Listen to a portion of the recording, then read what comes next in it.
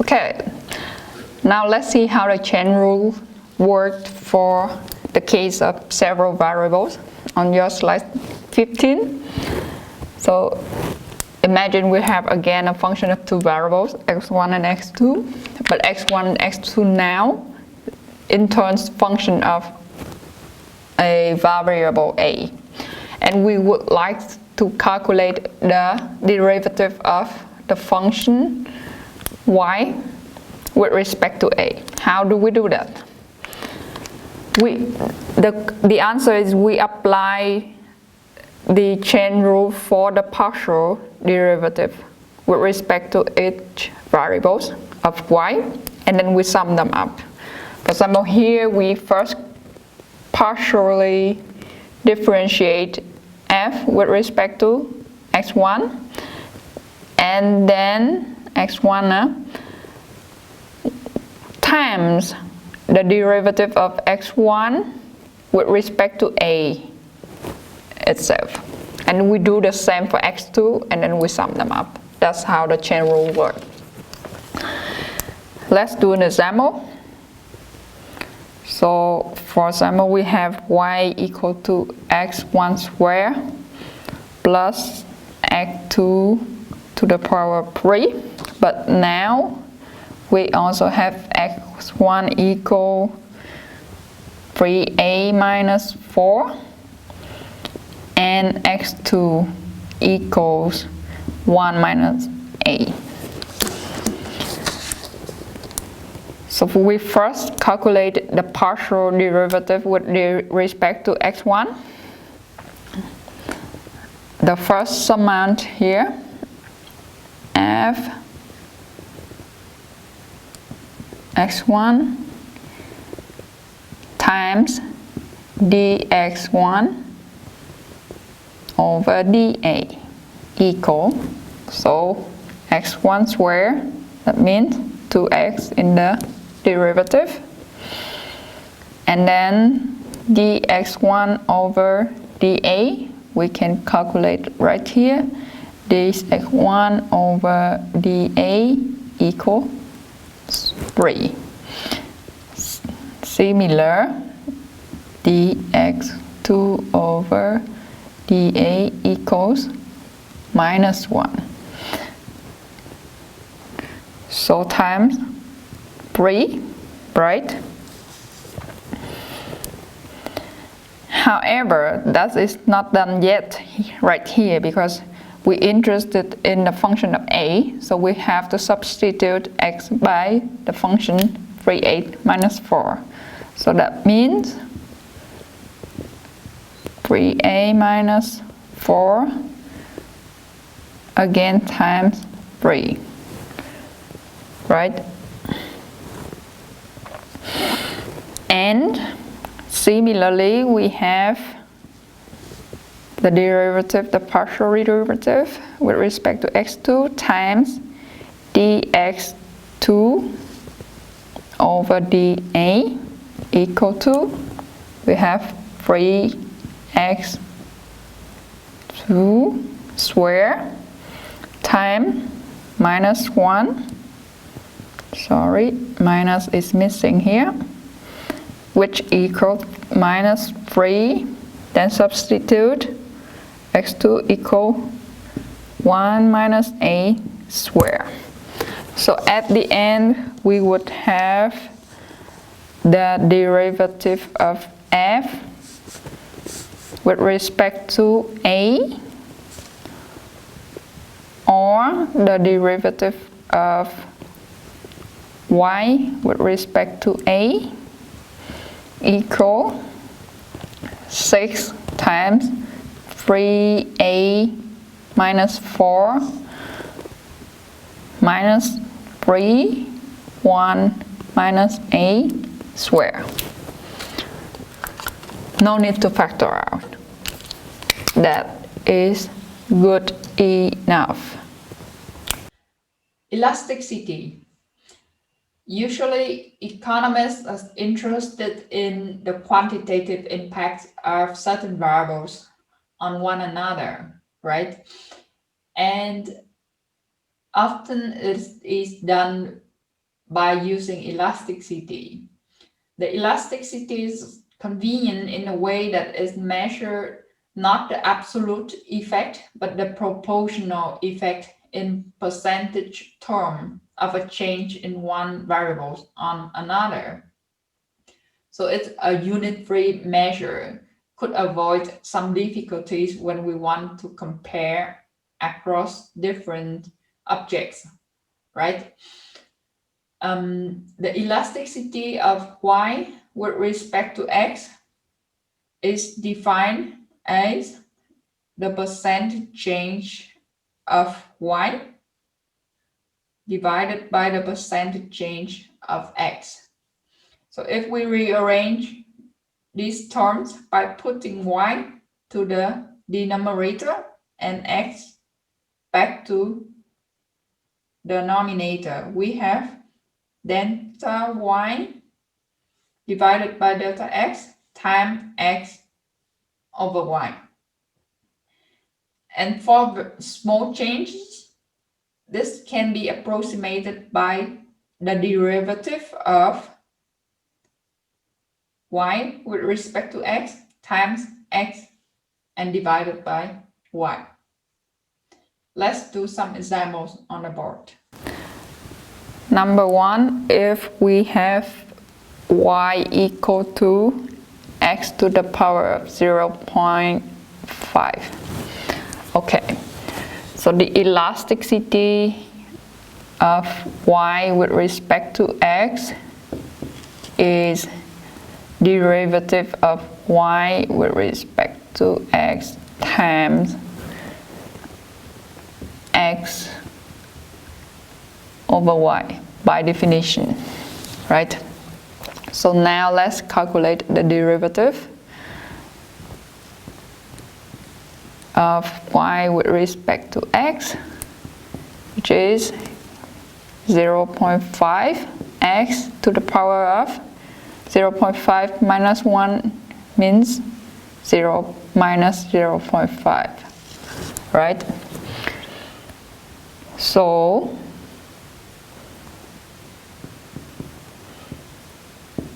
the elasticity in this case will be 0.5 x to the power minus 0.5 times x, and then divided by y, and we plug y in directly here, x to the power of 0.5. Let's simplify it a bit. So here that means 0.5 x to the power minus 0.5, because here's minus 1, right? So it still has 0.5 on the numerator, and then you put the 1 in the denominator up, and we write it as x to the power minus 0.5 again, and at the end they cancelled out, so we have 0.5. That's the result. So in this case you have something called constant elasticity. So that means the elasticity doesn't depend on x. Doesn't matter how it changes. When it changes an extra percent, y will change the same percentage. Okay? So the second example here we have is y equal to 2x squared plus 4x. Similar like before, we first calculate the derivative, which is 4x plus 4. And then we have the elasticity of y with respect to x, which is this derivative times x, and then divided by y again. So x squared plus 4x. Here we could actually simplify a bit by putting 4 out, factor it out. So we have 4x. Inside we still have x plus 1, that's right. Alright. And similar for below, we factor 2x out, and inside we still have x plus 2, right?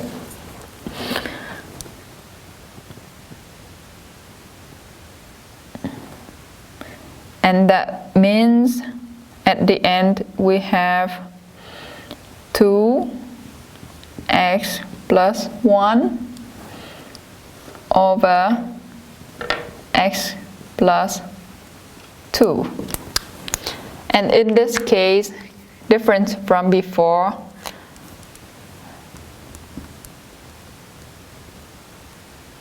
the elasticity is varying, depends on x.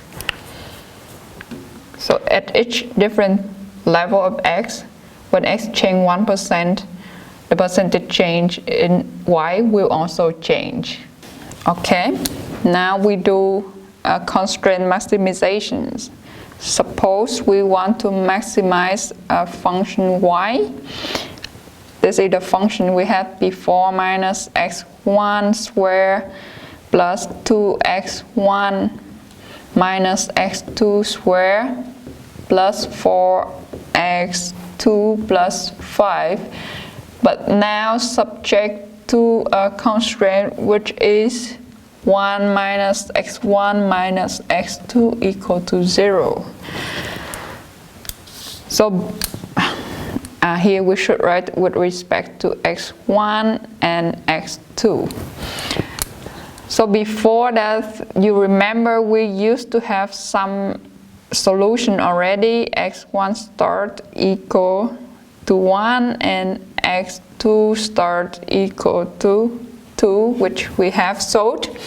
However, this optimal point will no longer hold in this case, because now we have the constraint which make it invalid. So because of that, we have to find another way. And how do we do that? We set up the Lagrangian function, right? So L, x1, x2, and lambda, the Lagrangian multiplier, equal to minus x1 squared plus 2x1 minus x2 squared plus 4x1 plus 5 plus lambda times the constraint. Right? So now first order condition. The first thing, the partial derivative of L with respect to x1, which is minus 2x1, plus 2, and then there's no x1, but here we have x1, so that is minus lambda, right, equal to 0. And here we can already put the lambda to the other side. That means lambda equal to minus 2x1 plus 2, and we denote this as the first equation. The second thing, x2 equal to minus 2x2, right, plus 4 minus lambda again, because here we have lambda and x2, equal to 0. Similarly, we put lambda to one side, which is minus 2x2 plus 4, and this is the second equation to solve later. The third one, because we're treating lambda as another variable, so that must be the case that we take derivative of the Lagrangian function with respect to lambda here. So that means the remaining thing is the constraint, right? Because this part now treated as a constant instead. We have minus 1 minus x1 minus x2 equal to 0. And we call that 3, the third condition. So have a look. Now from 1 and 2, you can see that both of these terms equal lambda. So actually they equal each other. So we can set them equal. And 2 we have from minus 2x1 plus 2 equals minus 2x2 plus 4, right? Now we can solve one for the other. That means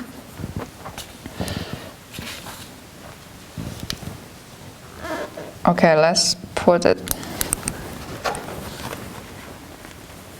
here.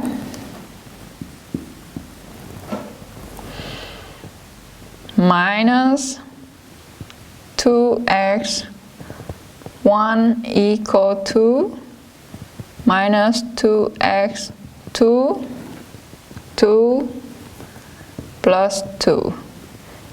And that means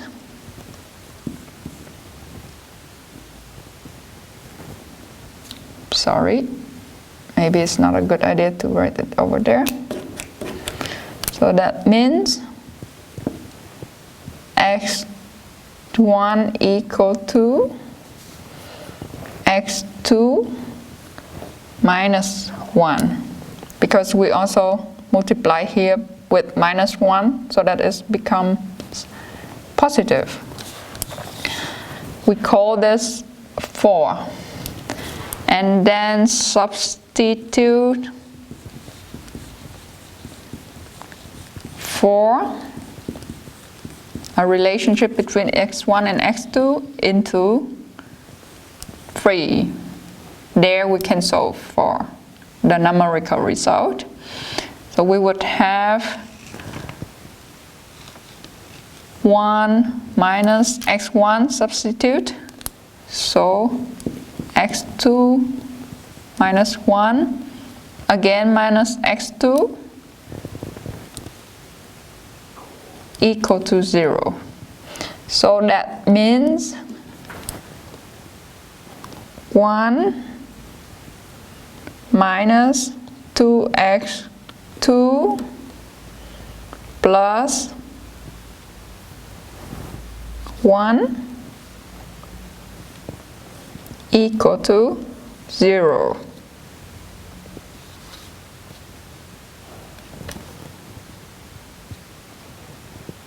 Right? And that means x2 equal to 1.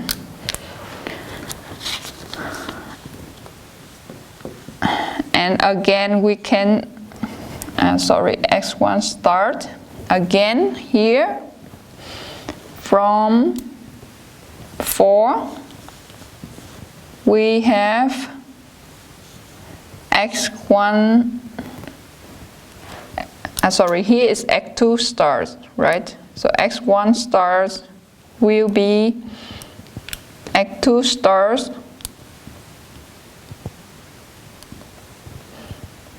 minus 1, which is 1 minus 1, which is 0. So these are the new solution, which is very different from what we have before because of the constraint. Before, I already mentioned the term concave and convex when we talk about the second order derivative and its implication to the curvature of the function, right? But how does that mean exactly? By definition, if you have a function f, and for any 2 points, x0 and x1, a strictly concave function would be the one that the curve of the function always lies above the straight line that connecting these 2 points. So means that the value of the function is always larger than the value of the line connecting the 2 points. And the negative of a strictly concave function is a strictly convex. So you could think about a strictly concave function as a cave. So it must go upward from the origin and then downward again. And here is the case where it's convex function. We would have something like that. And if now we have x0 here and x1 here, the line that, the line that connecting these 2 points always lies above the curve of the function. That's the convex one. So concave is cave, and the opposite is convex. Quasi-concavity. But this is rather technical, and for now we will not go too deep, but just for you to get the concept. So for any 2 points, x0 and x1, like the slide before, a strictly quasi-concave function would be the one that when you take the weighted average of the 2 points, the value of the function of that average will larger than the smallest value of the function of either x0 or x2. And why I said weighted average, that means that k lies between 0 and 1. And the negative of a quasi-concave function, as before, is a quasi-convex. Homogeneous functions. So we have seen what happens to a function when one of its variables or arguments changes while all the others stays constant, right? So now let's think about a case where all the variables or input change with the same level or with the same factor. So now if we have a function f and we multiply all of its variables by a factor t, the same t, then it's called a homogeneous function of degree k if the result of this multiplication of the input will be the factor t to the power of k, some sort of k, times the original function itself. So that's a homogeneous function of degree k. In economics, 2 important cases of homogeneous functions are those with degree k equal 1 or equals 0. So when a function is homogeneous of degree 1, that means if you double all of its variables or inputs, then the value of the function itself will also be doubled. And the same thing goes for when you go with times 3, times 4, times 5 of the inputs, the functions will increase with the same proportion. On the other hand, a function is homogeneous of degree 0 when if you double all of its arguments or you multiply them by any factor, the value of the function will remain unchanged. We will see the examples on the board. Let's see some examples about the homogeneous function. Here is a function of x1, x2 again, and that is x1 times x2, simply. So now,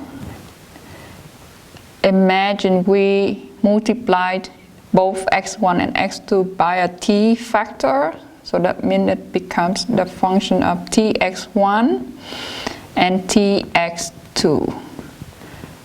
That would be tx1 times tx2, right? And you have t, 2t here. We can rearrange them and it's become t squared times x1, x2, x2, and which is t squared times fx1, x2, because this part is exactly like in the original function.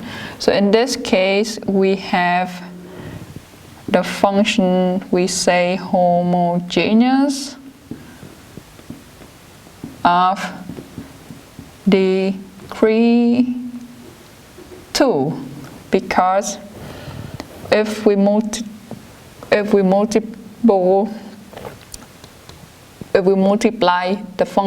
each variables by a t, then the output increase t squared time, right? So homogeneous of degree 2.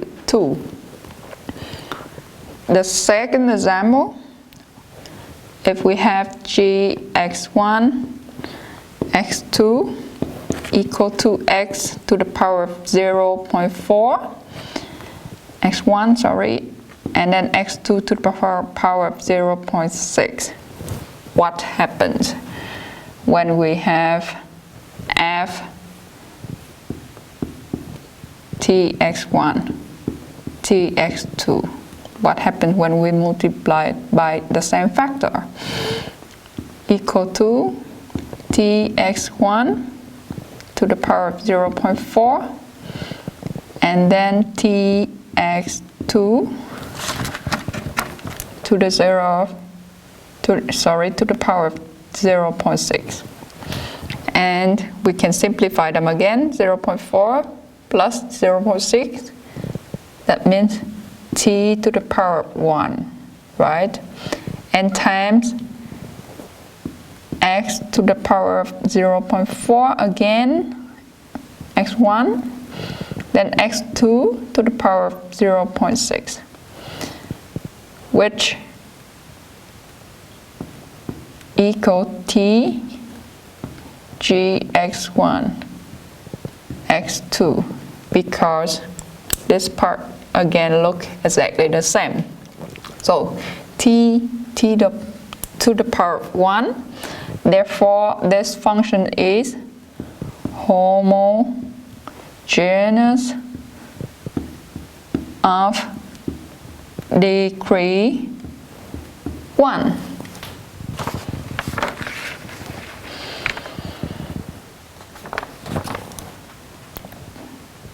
We also have the third example where we have an edge function which is x over x1 over x2. Now tx1, tx2 would be tx1 over tx2.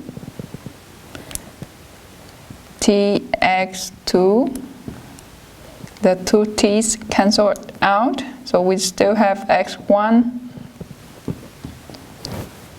over x2. Sorry again, h x1, x2. So in this case, it's homogeneous of degree 0. So meaning if we double the input of the functions, every input of the function, the output, the value of the function will remain unchanged. Alright? So, and again in microeconomics, homogeneous of degree 1 and degree 0 are those most important functions. Second last terminology of this week, homothetic functions. So a homothetic functions is just simply what you get when you're taking a monotonic transformation of a homogeneous function. I know that sounds a bit crazy, but hold on. The last terminology of this week, monotonic transformation. By definition, this is the kind of transformation that will preserve the order of the relationship between the variables or the arguments of a function and the value of the function itself. So now let's look at this function, y equal y equal x1 times x2. So this function is homogeneous of degree 2. If you double its arguments, then the value of the function will increase by 4 times. Y, 2 to the power of 2 is 4, right? So for most of the case, the homothetic functions do not have the homogeneity property of the original function, except only in some special cases. However, it preserves a very nice feature of the homogeneous functions themselves. So it says that the implicit trade-off, the trade-off relationship implied by the function only depends on the ratio of the two variables that being traded, not on their absolute levels. And just to make clear at this point, imagine you have some sort of a homogeneous utility function which tells us that you're willing to exchange 3 beers for a bottle of wine. Then, now if you have 6 beers and you're willing to exchange it for 2 bottles of wine, then the ratio remains the same, right? In this case, you're taking a monotonic transformation. Still 3 beers for 1 wine, 6 beers for 2 wines. So that's the idea. Some popular or some important forms of monotonic transformation includes when you multiply the function when you multiply all the variables within the function by a constant, like the case I just raised, or you raise it to the power of some constant a, or taking natural log. So that's the forms of monotonic transformation that's very popular. All right. that's it for this week. Congratulations. And now you're ready to go deeper into microeconomics. All right, that's it for this week. Congratulations. So now you're ready. All right, that's it. All right, that's it for this week. Congratulations. Now you're good to go for microeconomics.